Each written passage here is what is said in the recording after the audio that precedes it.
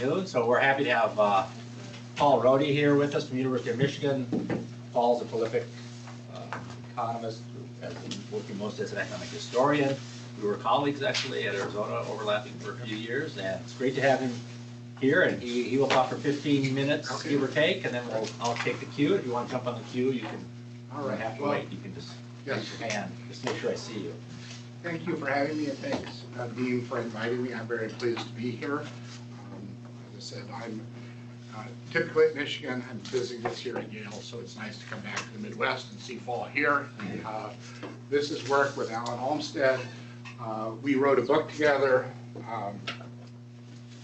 called Arresting Contagion. Here it is, Harvard University Press. And we were still getting, although we did this, we were still getting this reaction that, this other legislation was much more central to what was going on, and we want to be here to sort of push the idea that the animal disease control was really significant legislation that has really been underplayed, and it tells a different story about what the American state is doing in terms of promoting efficiency rather than engaged in combating monopoly or redistributing rents. So you typically get the idea that the Interstate Commerce Act, which regulates railroads, is the first significant federal regulatory act. The ICC, the body, is the first significant regulatory agency. I'm in the economics department at Michigan. Many of the people who formed the early ICC are from the economics department at Michigan, so I'm sort of being a traitor here. There is a notion that the supporters of the ICA formed the backbone of the pro-regulation coalition in the late 19th century. And we're saying, no, that's not true. There was a prior act 3 years before, the Bureau of Animal Industries Act. It addressed more significant challenges than the ICC did initially and was far more intrusive, and we'll get into that, far more important and intrusive. It created a political consensus and an agency to do totally new things, which is to provide a global public good in terms of a disease-free environment. It was a new and different coalition from that which promoted the ICA. Some parties were the same, but some were very different. And that it contributed to the administrative state and to state building in general. There is a close relationship between livestock and railroads in the late 19th century. They're basically about the same amount of capital is invested in the two of them. So you used to be at NC State. I was at UNC. My colleague there, Bob Gallman, worked on the capital stock. He created these numbers. It's now got the book out. It's going to be published this December. That basically capital investment in livestock was larger than that invested in railroads in the 19th century. A lot of the early federal regulations dealing with livestock were really, or dealing with railroads really to deal with livestock and how they would be treated. And livestock's very important in this period. It's about 20% of merchandise exports. A lot of the big packers that you think of as being the center of controversies about in the jungle and antitrust legislation are in this industry. There are two big forces at work here. There's a disease environment in the 19th century that is getting worse. Okay, so this is an unintended consequence of progress. More cattle are moving around. They're moving around more quickly. More swine are moving around more quickly. You're having concentrated animals in like distillery dairies, commercial dairies. You're getting attempts to improve animals by importing, Holsteins and others from Europe to come in, and those are creating a circulation of livestock, a rapid movement of livestock, and a worsening of the livestock environment. And so we'll see this generally of these contagions spreading more rapidly. The other big force at work is you get the germ theory of disease, and then you get people who are building on the germ theory of disease. So the idea that there's this invisible agent out there which is making you sick and that you can contract from contact with somebody else, well, that's going to lead to ideas of let's protect ourselves against that, let's eliminate those. And you'll get these veterinarians, so we'll talk about several of them here, some of whom you know but you didn't know you knew. So there is James Law and there's Daniel Salmon. So you know of Salmonella, that is named after Daniel Salmon. And so you'll have these veterinarians that are basically saying, we can use the germ theory of disease to eliminate these diseases. And you're going to do this at a bigger and bigger level. So local attempts to do this succeed in some places, but in general will fail. And you'll get people investing to staunch diseases and then have it undermined by others who are not investing. Okay, so those are the two forces. The disease environment is getting worse. The knowledge base is getting better to inform action. Okay, you'll get this where the BAI Act, which sets up a federal agency to deal with these animal diseases, and the ICC Act, they both end up being compromises. The Senate is going to be the more conservative power that cuts back on both of them. You'll get this interchange of the debates, and in particular, the ICA debate will spill over to the BAI and a little bit in reverse. The railroads are opposed to the Bureau of Animal Industry Act and also many parts of the Interstate Commerce Act. So there's kind of twin history that's going on. The Bureau of Animal Industry is sort of the neglected twin here. There's a long and contentious debate. There are issues about taking over police powers which have been delegated in the Constitution to the states. There are special interests at play, Southern cattlemen who are in an area that has this Texas fever, or what is learned to be Texas tick fever, that don't want the federal government to come in and prevent the flow of livestock. And then, as I was saying, there were informal quarantines, shotgun quarantines to these cattle drives. Court cases come in and say you cannot prevent the flow of cattle. And then there are the big stockyard interests that, again, are relying on these longhorns coming up from Texas to be their supply. They will end up being disease denialists. They end up saying, there are no contagions.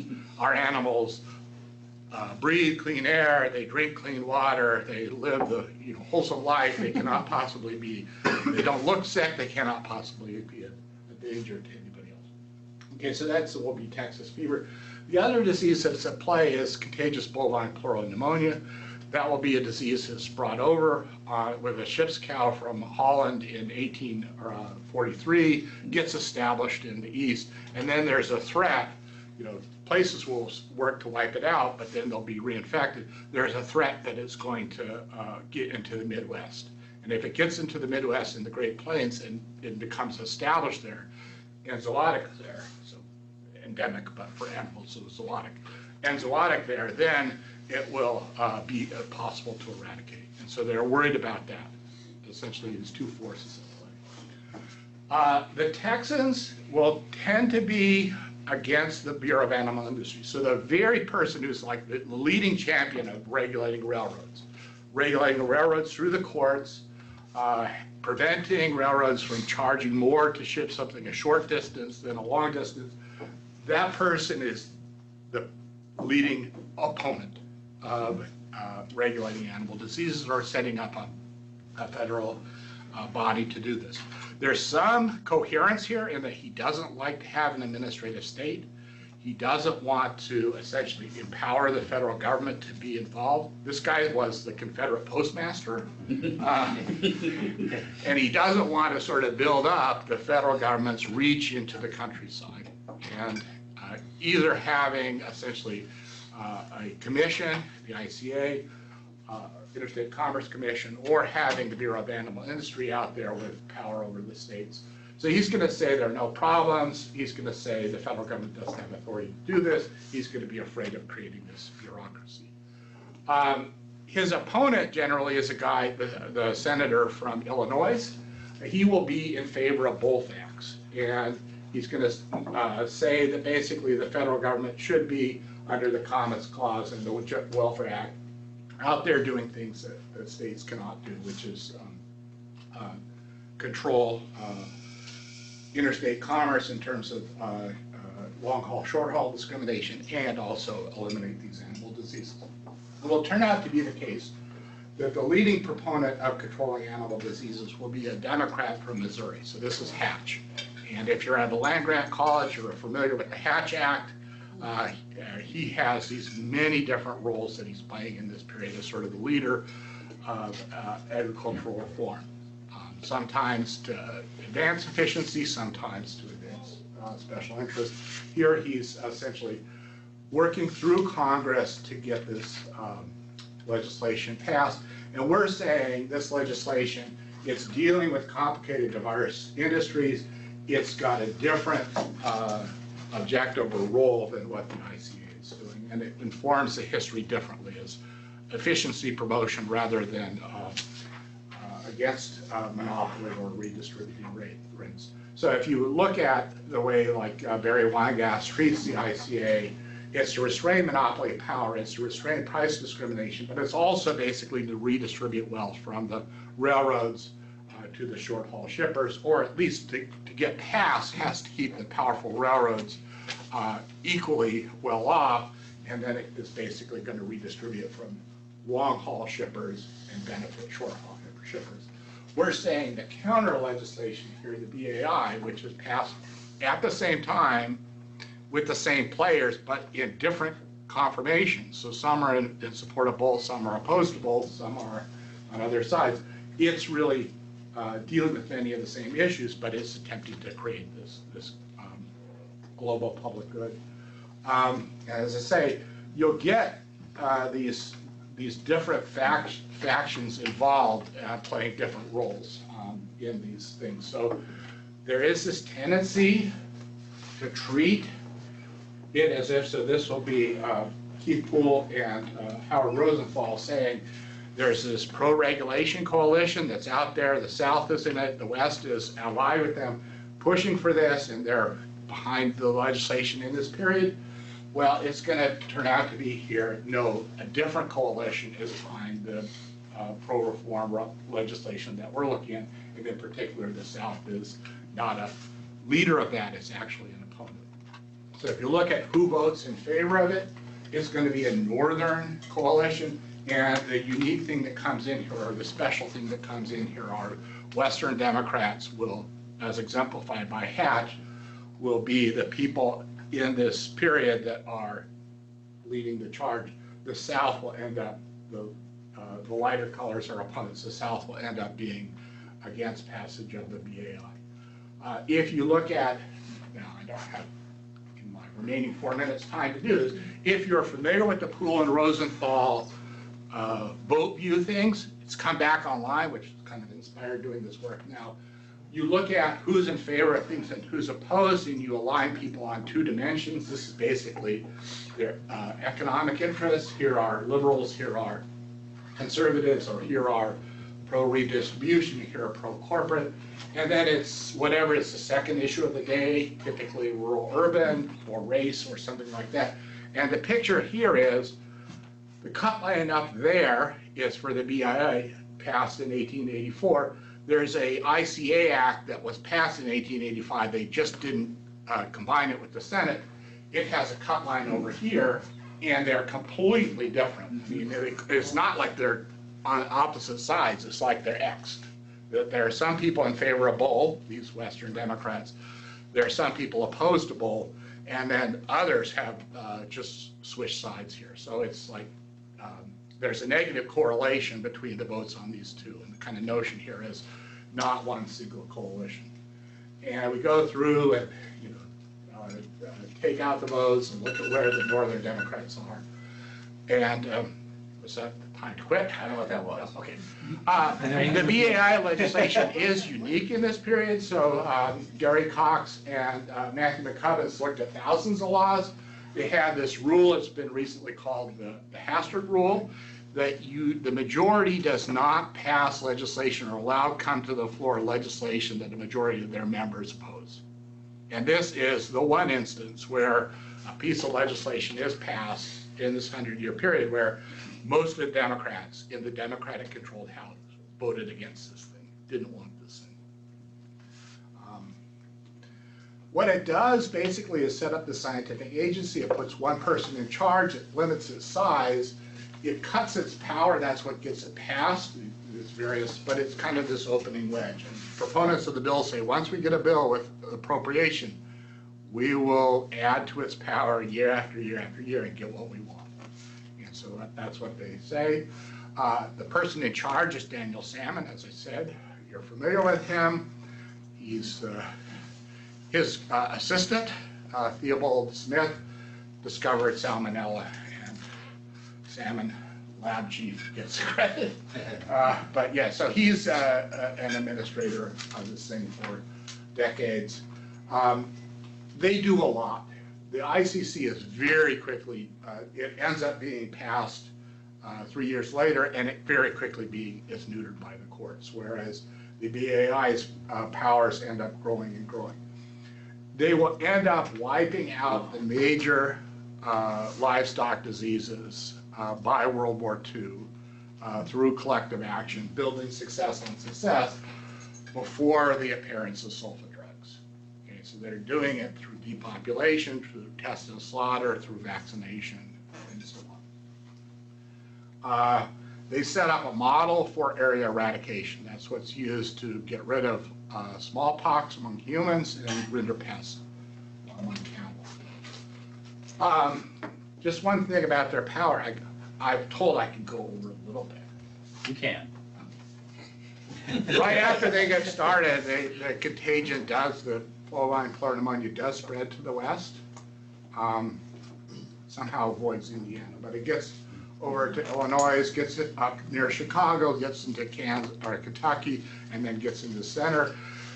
2 years later, it gets into the distillery dairies in Chicago. So if you got your milk at the time, where did you get your milk? They didn't have a lot of like these dairies on the hill or stuff like that. They were people putting their cattle into the feedlots of distilleries and eating the whatever was left over of the grain after it was turned into alcohol. So there are a bunch of distilleries in Chicago on the river. A lot of people with a small number of cows, having them fed in these distilleries. They get this disease, and it is like 8 miles from the big Union stockyard, so there is concern about this getting into the stockyard. It probably did, but the knowledge of that got suppressed. And there's this whole issue of what do we do with these diseased cattle in these distillery dairies? How do we take care of the problem? The state and the federal government are at loggerheads about this. The stockyard people who had been super opposed to the BAI now want it actually to have more power to deal with this sort of problem. And so what they'll end up doing is getting these new powers, including more budget, more employees, ability to compensate for sick and exposed animals, power to quarantine, and then they will basically go through and essentially shut places down, kill all the animals, set fire to their barns and hay, pay people compensation for doing that, all during the Cleveland administration, who Grover Cleveland is lauded for vetoing a subsidy for corn to farmers in Texas, saying they got themselves into the drought area, that we're not going to bail them out with free corn. He is allowing them to come in and basically shut these places down. They, in an early example of coercive federalism, so you normally think there's dual federalism, there's cooperative federalism, and then there's coercive federalism in the 1960s. This is in 1887. They come in and basically say to every governor, look, you sign this form giving the power of our agents to come in and do what they do in your area, or we will shut you down. We will close you to trade. And basically, they get 34 governors signing immediately. The guy in Illinois, Oglesby, eventually signs, but it is highly coercive. So they'll essentially deputize the federal agents to come in, chain up the cattle, and kill those which are exposed and diseased. And they'll arrest people. So if you look at it, I'm not going to get into this. This is basically about regular. But if you look at it, this is a different story of the federal government coming in very much earlier than we think, imposing this kind of coercive action. It's developing this administrative state, and then it is developing the science and essentially building on these successes. So they eradicate this disease in 1892 from the country. Building on these successes, they will discover, so Theobald Smith will discover how Texas fever is spread through the tick. And that will be the first demonstration that a disease is spread through arthropod vector. That is before yellow fever, that is before malaria, and so on. And they will figure out ways, basically, how to control Texas fever by killing the ticks. So they will get into a big campaign where they dip every southern cow in a dipping tank of arsenic to kill the ticks. And they will go on to kill all the animals with bovine tuberculosis, eradicating it and so on. So they just, with some degree of violence, martial law in Iowa, riots in California, but they will do this. So that's. Okay, let's stop here and get the queue going. Thank you. So, Brian, number one. I'll ask a question about spillover effects here. On one level, this seems like, if I think of the unintended consequences of transportation, this might be one of the earlier examples of something that creates broad spillover effects where simple state level governance might not work well. I guess what I'm getting to is like a theory of regulation where you think of regulation should be at the level of jurisdiction that can most easily confine all of the costs and benefits. And are there examples that you can think of from history in the US or elsewhere where big spillover effects were happening earlier than this, or is this just driven by the economics of we have a clear example of something that's causing spillover effects outside the jurisdiction that regulates it, so we need the vets? So there were clearly examples earlier with human health.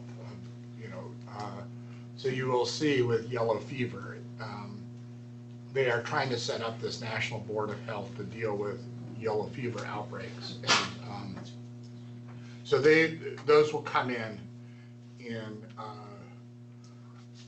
New Orleans principally, and then spread up the river, and then you will get some things which are similar where you'll be in denial about whether you're exposed, and you will in fact flee it and carry the disease elsewhere. And so they attempt to control it, but that's not anywhere near as successful here as here. Part of it is our Constitution gives us, or it's some of us, civil rights, and so you're not subject to as strong a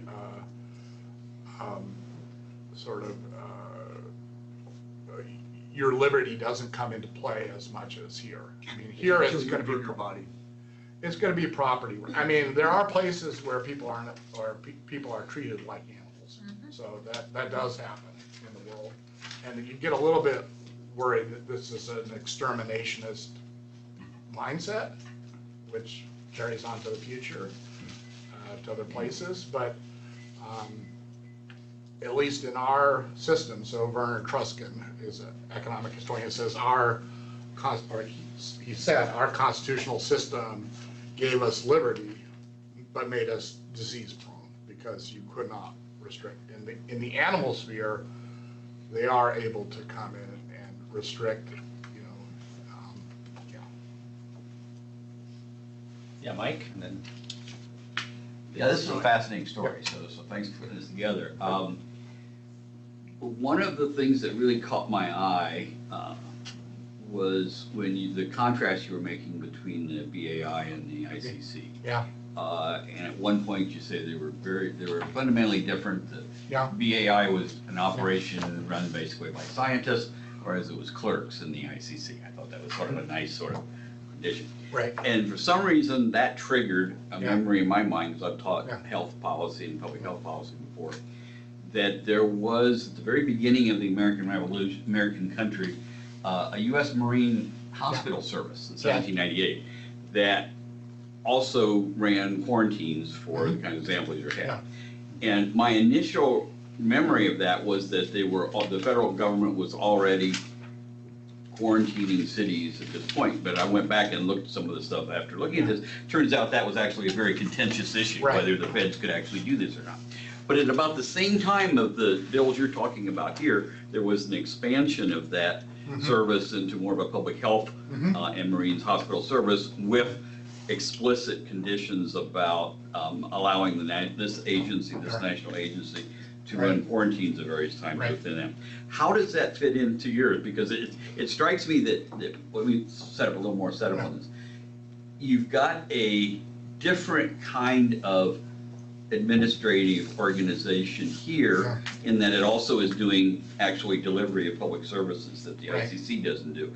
And so that Marine Hospital and Public Health seems to me a similar sort of example. I just wanted to see how that fit in with your argument. All right, so, yeah, we were looking at, as I say, there were these attempts, so there is the Marine Service that's there from very early on. There was an attempt of the National Board of Health to control yellow fever. Those things don't end up pushing as far ahead as rapidly. So we moved on to many other research projects, but one of the second follow-up projects with this is a comparison of the animal health measures with the human health measures. Okay, that's where it's going now. So that plays under a particular trope or commonly stated theme in the period. So Lillian Wall basically comes, so she's an associate of Jane Addams, the settlement worker.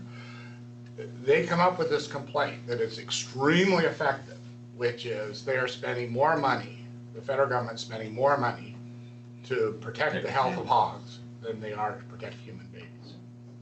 And they will say this all the time. They'll basically say this is absurd. And it gets a little bit like kind of wasteful spending. You're wasting this money on hogs. We're not coming, we think human babies are valuable too. That effort should be devoted to protecting human life too. But this money is well spent, was our claim. It's generating more resources that can be used for other things. It's not an either or situation, but it's extremely effective rhetoric to say you're spending more money to protect that hog. And so that will come up with the debates over the National Department of Health. So there's a push to, this is the Committee of 100. So we think of Irving Fisher as being behind it. Committee of 100 pushing for a National Department of Health. They're the people who are pushing for a Children's Bureau. So coming out of, and eventually pushing for the, public health investments in maternity. And both of them will basically be saying more or less what we're saying, which is this thing moved more rapidly. It was able to take advantage of the Commerce Clause and say the Constitution gives the federal government control over interstate commerce and leverages its successes, repeated successes, in order to push its agenda further. So if I can just follow up real quickly, it sounds like what you're arguing, that line of argument is that strengthens your case that this organization was a very important contributor to the rise of the administrative state, because those arguments for protecting children and public health and vaccinations were an important part of the growth of that. So you'll get two parts of it, of people saying no. So one part will say this is an idiot way to spend money. Why are these? Why are people doing this? We need to change leadership. So in particular, we need women to vote, so that they have a greater interest in. So the suffrage movement uses this rhetoric. The other will be people in charge of the Children's Bureau will say we need to do what the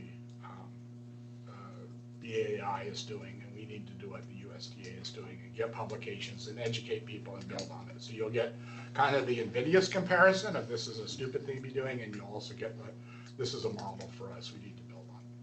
Great. My rhetoric actually would be, do you really want to have the government go and limit a measles outbreak in Evanston by killing all the babies and zombie the bodies? I don't know. Okay, that's okay. I just went takings laws in the news lately, and do they have to pay compensation, or did they just decide to politically? Was that before the bill or after? This gets into a very complicated thing.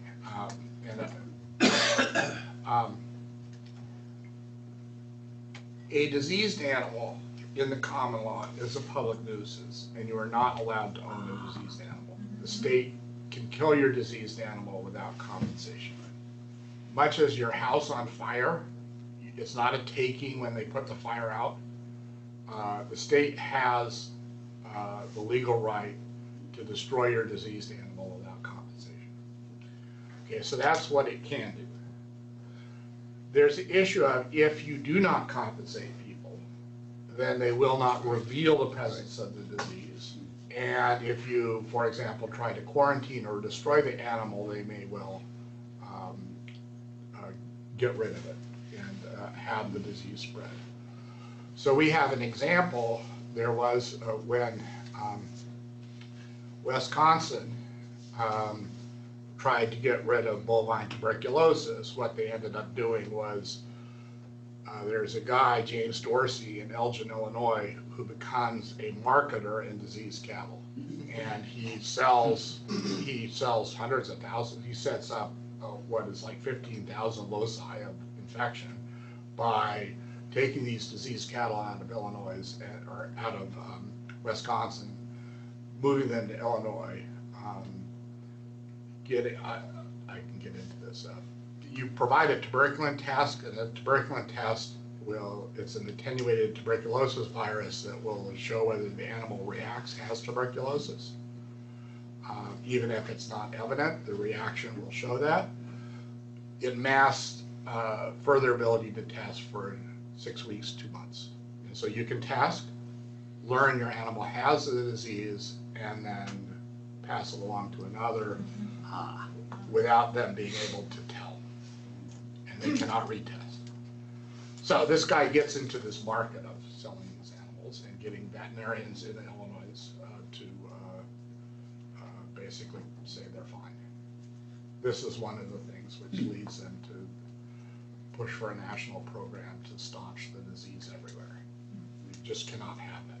But the thing will be, okay, so with the compensation, what they figure out is if they give no compensation, people will not step forward. If they give too much compensation, like 100%, so this is what Massachusetts tried with bovine tuberculosis. If they give 100%, then people will not take precautions. Okay, they will not prevent the spread of the disease. They'll hope to get a high appraisal and the full value. So what they have to work out over time is how much compensation to give. And what they're going to generally end up settling on is a third, a third, a third. A third is paid by the federal government, a third is paid by the state, and a third is a loss to the farmer. Now, that's not, universal ideal, but it's easy to understand it, right? Those are nodes, and it's easy to understand that those are the rules. That still leaves the farmer losing a third. So my father grew up on a dairy farm. They lost 8 of their 18 cattle in the 1930s. That were dairy animals. That was not a small loss. Did become a veterinarian, so. But anyway, yeah, so that's what they were. Now, in California, they weren't allowed to pay people compensation. It was considered a gift. And California, for many of these things, was the last state to eliminate the disease. Because they basically said, the law says we get to destroy your animal. We're not going to pay you for something which is a public nuisance. And it took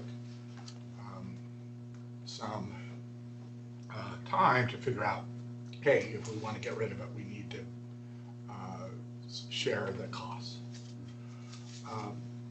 The other thing will be if you get extremely contagious diseases, they will just come in and destroy the stuff and pay you full.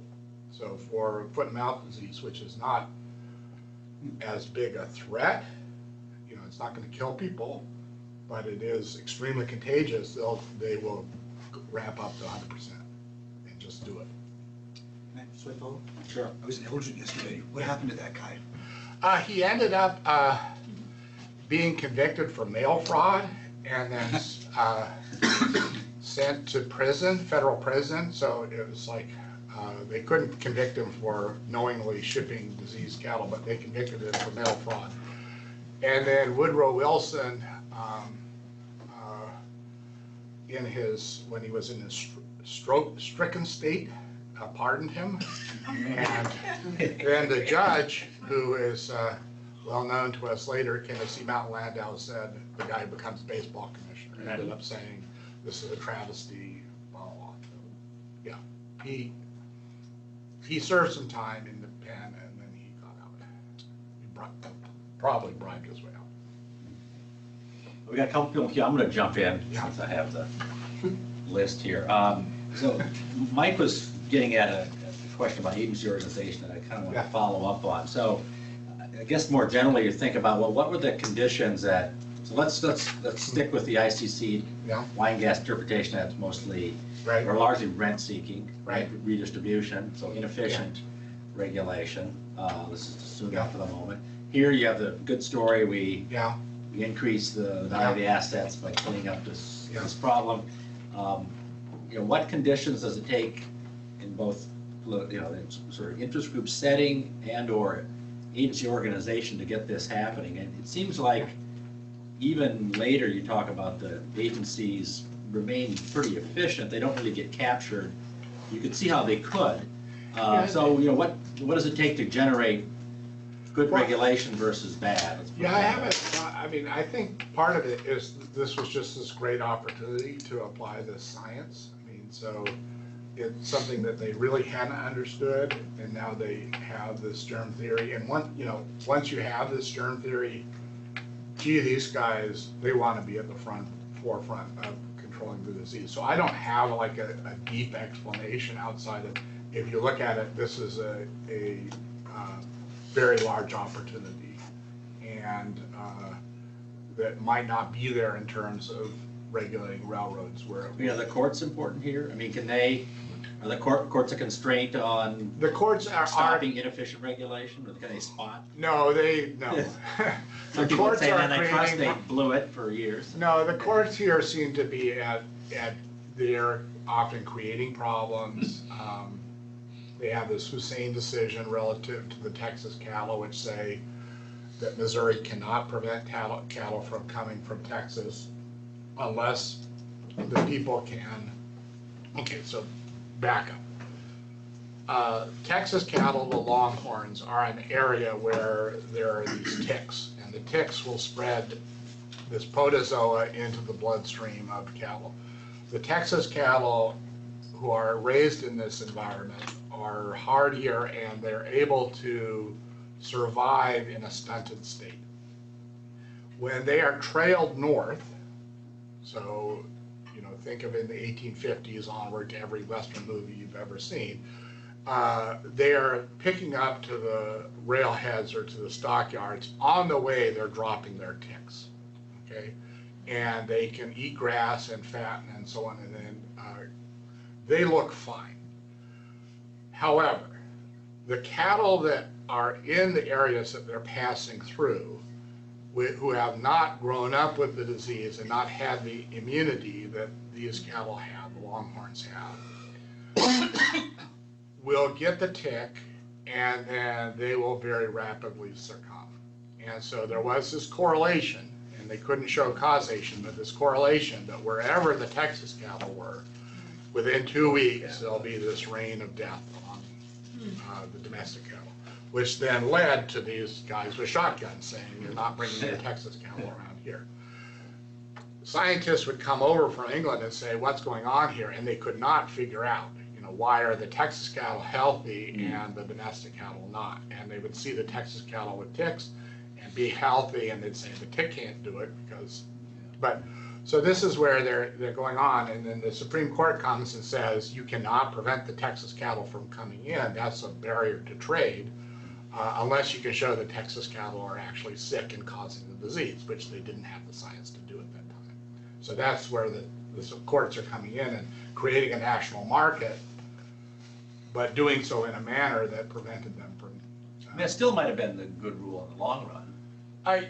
The science had to be there. If you don't know stuff, there's problems. Yes, so, yeah, they tend to be trailing in terms of knowledge. And as I said in our discussion before, we'll often see these guys coming along later and asking for powers, and we know that they use those powers before in emergencies. So they'll be trying to get de facto or de jure permission to do things that they're doing all along it's an emergency. If it's an emergency and we have foot and mouth disease, I'm gonna set your barn on fire, you know, sorry. We'll work out, you know, whether I'll pay you later. Bill? You noted that one of the distinctions between the BAI and the ICC was the distinction between having a single director Yeah, versus a board. yes. And I just wanted to give you a chance to think out loud about A, what the origins of that distinction might have been, why do it one way or the other, or B, any significance or implications to doing it one way or the other.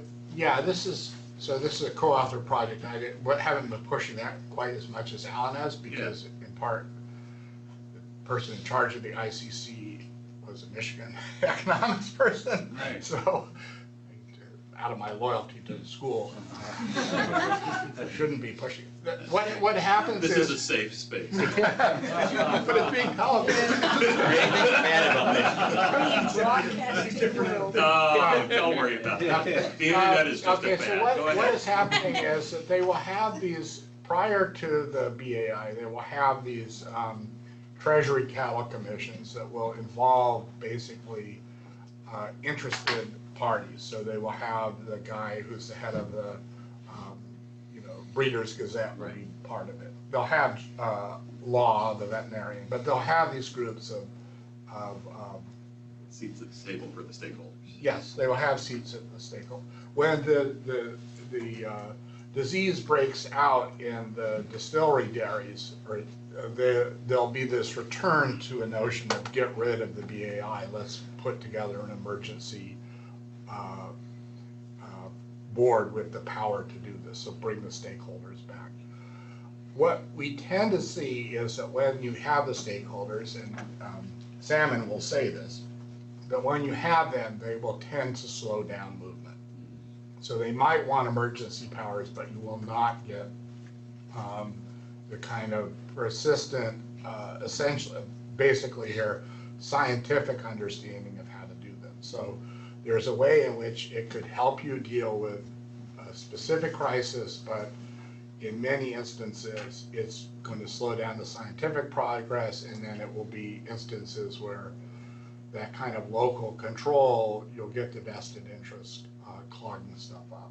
And so the Chicago thing is just like end up being, in terms of stakeholders, when that thing breaks out, the distilleries, they're the dairymen. So a person will have a couple of cows, put them in the dairy thing. Does he get the, can he recover his livelihood? There are the stockyards, there's the state regulatory body, which is at war with the federal regulatory body. So there are all these different stakeholders, and it could just be extremely problematic in times of crisis. It is better to have essentially, it seems to be better to have the states with their administrative bodies, and the state administrative bodies grow up with the BAI, and then have the BAI guys come in with the resources, sort of be the crews that know how to do things in the emergencies, and the money in order to staunch the problems. And it's very far from being trouble-free. You'll have outbreaks and they will get out of control, especially the foot and mouth disease can get out of control very quickly, and attempts to control it can make it worse. But that's the sort of model of having an administrative structure there, and then have it advance at the federal level, advance the science, and then when fires erupt, be able to send in the people who have experience fighting the fires and bringing the resources, that kind of thing. Yeah, we have Tony and Gustavo. We have an open queue up to them. So the paper seems like a celebration of the BAI, like it's Yeah, yes, for all intents and purposes. Yes. But the BAI doesn't exist anymore. And I was wondering if you could talk about why that's happened, and has it been was it an example of like a successful monocentric government agency that built up federal, state level capacity that later devolved? It gets, okay, so how much do you know about USDA history? Surprisingly Okay, so- not. Yeah. In the Eisenhower administration, when Taft Benson takes over, he kind of reorganizes things and moves fast and breaks stuff. So, yeah, they But pardon the pun, but isn't BAI kind of like a sacred cow because of its success? No, they want to kill it. They do not want, it has this history, and he wants to, in some sense, enforce and start over. So they reorganize, and it becomes, if you know APHIS, okay. So that's Animal and Plant Health Inspection System. You will have run into them at the airport. Okay. So but I think it's now part of like Homeland Security. So it got shifted over to Homeland. So that, APHIS would be the successor organization. Oh. So, yeah, but I don't know if APHIS exists as APHIS anymore. But it was going along, and basically was disrupted, and it's, Yeah. when it was like when they got rid of, okay, so the big hog complement to this, and the one that people are complaining about, the health of the hog, I was going to say one of it, would be hog cholera. So it's not the same as cholera, but it erupted at roughly the same time and is an enigmatic disease as human cholera. There are a lot of efforts to control it, including with vaccinations, which ended up, the way the vaccine worked, ended up keeping live virus in the population, so it's not 100% effective. It's mostly effective, but when they eventually eradicate it with hog cholera, which would be in the early 1970s, they'll bring in the feds into the swamps of North Carolina to eradicate it. When they do that, that's like, this is this thing we've been trying to do for 100 years. And they will celebrate it, but they can't quite say it's our achievement. It's just been, this group, this team did this, and now we get to celebrate it 25 years later that we finally did the thing that they've been trying to do. Gustavo. So a fascinating topic. I was thinking if it's maybe useful to think in terms of the distribution of cost and benefits ex ante and ex post. Yes. And it seems that what is happening here with the BAI is that there were ex ante some people that thought we are going to be losers, but once you move in this direction, they learn, hey, maybe I'm not such a loser, so right. maybe I'm a winner. And right. that does not happen with the standard rent-seeking thing. With the standard rent-seeking thing is ex ante are losers and winners, Yes. and ex post they are still the same Yeah. losers and winners, and that's puts you in a very Right. different thing. Right. I was thinking a contrafactual scenario in which you do not pass the BAI. So, Yeah. and then everybody would start learning the cost. We are getting costs everywhere. Costs will be distributed, even among those guys that thought that the Right. BAI would generate cost to Right. them, and then essentially at some point there will be pressure to go Right. back to this path anyway. Well- Never happen in the rent-seeking type of regulation, no? Well, so the difference would be whether the diseases become enzootic. If they become established, then it's much more difficult to stop them. So if you're at the top of the diffusion curve, it's much more costly to get rid of them. So this is where the ounce of prevention is much cheaper than the pound of cure. It was nice to write the book instead of articles because you could tell a story in which people change. So you could get the change over time. And the people that changed over time were the Meatpackers. Correct. Okay, so you were saying, is there capture? The Meatpackers do capture these guys in terms of acknowledging how much trigonosis there is. So that will be, I'm a vegetarian, so I can, okay. There's these parasites in your pork. And if you cook it properly, you'll kill them, but not everybody always cooks it There are properly. diseases in vegetables too. I know. They're not as gross though. It's not like trichinosis, and you just have to heat the garbage up enough to, you're feeding garbage to pigs, you have to heat it up enough to kill the trichinosis, and they just don't do it. But they will be trichinosis deniers, by and large. And they will be pretending that the trichinosis is under control. So we have pictures in there of the dozens of women at the Chicago BAI facility looking at slides in microscopes to determine that the pork that they're shipping to Europe is free of trichinosis. It's not nearly as free as what they say. The deal will be, the Meatpackers will be very strong opponents. They'll be disease denialists early on. And you have this germ theory of disease, and they're going to say, no, our cattle are healthy. These Texas Longhorns are, spry or whatever. They're at least scrawny and muscular. They're not diseased. They're not about to pass. They will say basically a sanitarian perspective. They're out eating green grass, drinking clean water, breathing clean air. They're a threat to nobody. And anybody who says otherwise, you horse doctors, you're just after power, and you're going to wreck our markets in Europe. So the minute we say that this invisible agents can be spread and that things that don't look sick are actually sources of disease, that becomes something which generates this fear. So they're going to be leading disease denialists. They'll be saying the people who are advancing this are just these experts out for power, position, and trying to gain rights for themselves. They shift over, and so in the campaigns to get rid of bovine tuberculosis, they will be the leading proponents. Their animals are being condemned. In the way that meat inspection shifts, they bear the cost of that. And so they will end up saying we need to eradicate this everywhere. This Dorsey guy needs to be shut down. And so you'll get the Meatpacker shifting. Part of it's a generational thing.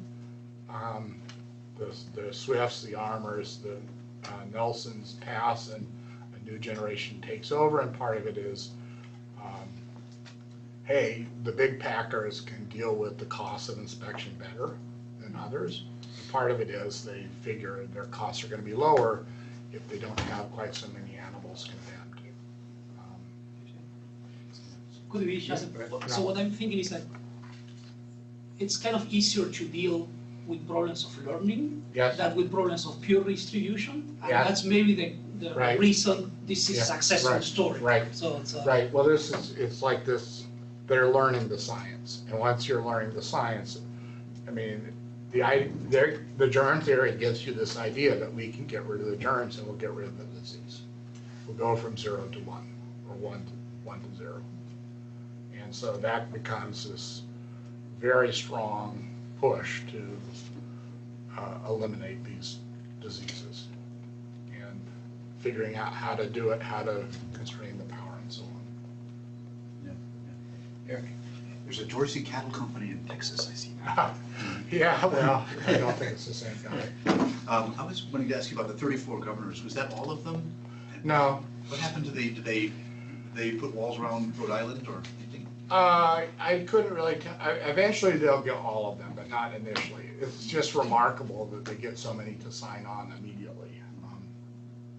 The guy from Illinois who had, he's a Republican, Ogilvy. He had been, when Texas fever was spreading right after the Civil War, he had been an advocate for stronger federal action. In this instance, he'll be like, hands off. You're encroaching on my powers. So Was that the stockyards then? he'll have some, part of his stockyards and part of it, he just doesn't want to be bullied by the federal government.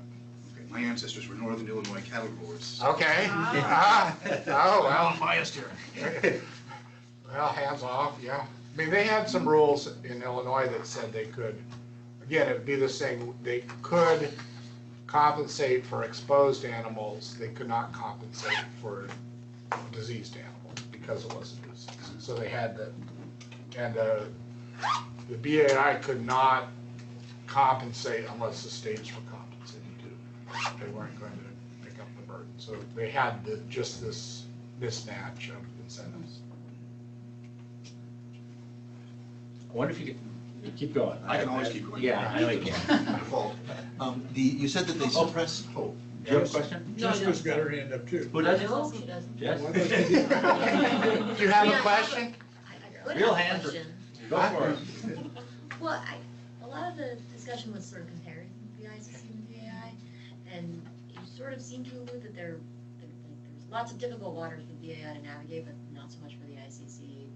And you sort of seem to suggest that that's related, but it doesn't seem, maybe I missed it, but I was just curious about whether you feel like there's actually a very strong trajectory between the politics that shape the passing of the BAI and even though the coalitions are very different, was there a kind of path dependence there? Did the fact that the BAA passed make it more likely or less likely the ICC passed? Yeah, I don't think so. I think they're very different. I think that the historical argument that there is this West and South coalition in favor of reform, and they dominate the politics in this period, I think is mistaken, and I think this is an example. I also get from this okay, so there are things that are going on in here that are sort of capture. So there's the whole stuff about how margarine will be treated. The people who are in favor of the BAI are also in favor of butter, and so that's kind of a distributional thing. I think there is, so we typically think of the Republicans in this period as being pro finance with the gold standard, pro industry with the protective tariffs and so on. They do seem to have this agenda where they are pushing for the interests of livestock farmers. Okay, so it's not just they're ignoring them, and the populace in the West and the South are right to say that they're taking advantage of the farmers. Or so in my class, it would be the cartoon of the cow being fed in the West and being milked in New York City. They're not simply doing that because they have this agenda, which is they want to reopen markets in Europe to American meat products. And so that will help the value adders who are in the dairy and the meat industry. And so eliminating these diseases will do that.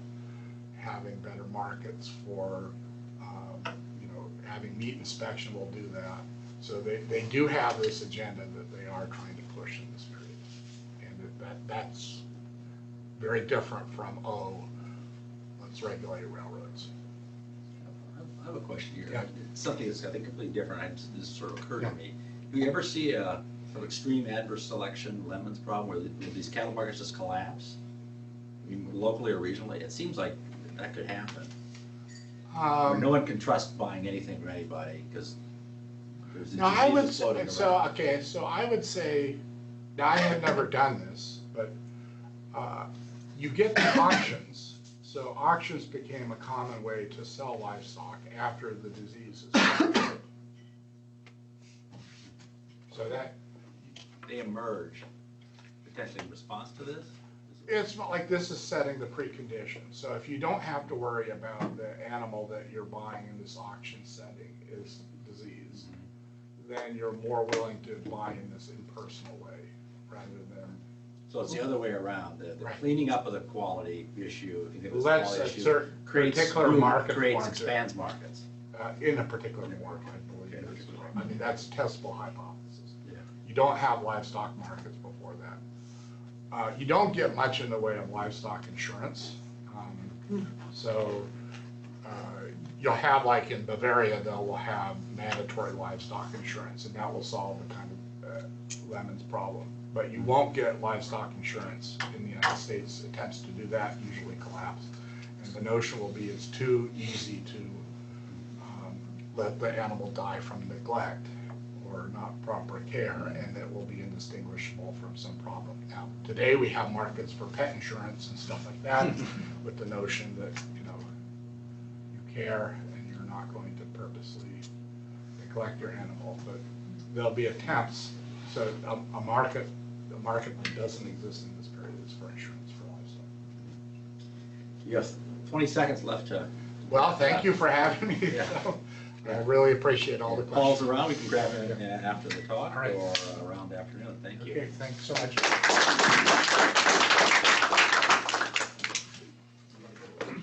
Well, I have to move into your new office here. Probably just gonna go over to Lenny's,